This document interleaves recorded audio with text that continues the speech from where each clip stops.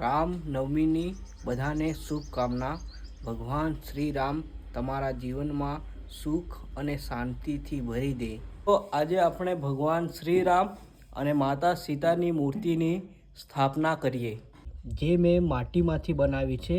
અને આજે રામનવમીના દિવસે ભગવાનની સ્થાપના કરવાનો છું। દોસ્તો, આ મંદિરમાં ભગવાનની સ્થાપના કરવાની છે। હવે આના ઉપર આપણે ભગવાન શ્રી રામની અને માતા સીતાની મૂર્તિની સ્થાપના કરવાની છે। તો તમે બ્લોગમાં બન્યા રહેજો। આજનો દિવસ મોઘેરો દિવસ છે। આજના દિવસે ભગવાન શ્રી રામનો જન્મ થયો હતો, એટલે રામનવમી ઉજવવામાં આવે છે। તો દોસ્તો જુઓ, મેં મૂર્તિ આ ઓટલા ઉપર મૂકી દીધી છે। તો હવે આપણે આ ભગવાન શ્રી રામની મૂર્તિ અને માતા સીતાની મૂર્તિની વિધિપૂર્વક પૂજા કરીએ।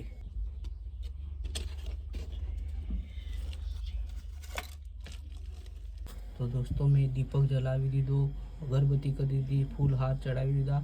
હવે આપણે ભગવાન શ્રી રામની આરતી ઉતારવાની છે।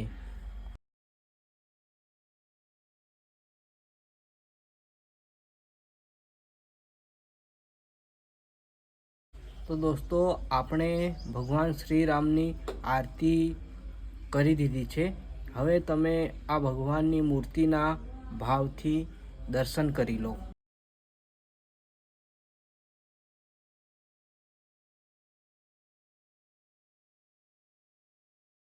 તો દોસ્તો, આજના માટે આટલું। ફરીથી મળીશું નવા વ્લોગમાં। જય શ્રી રામ।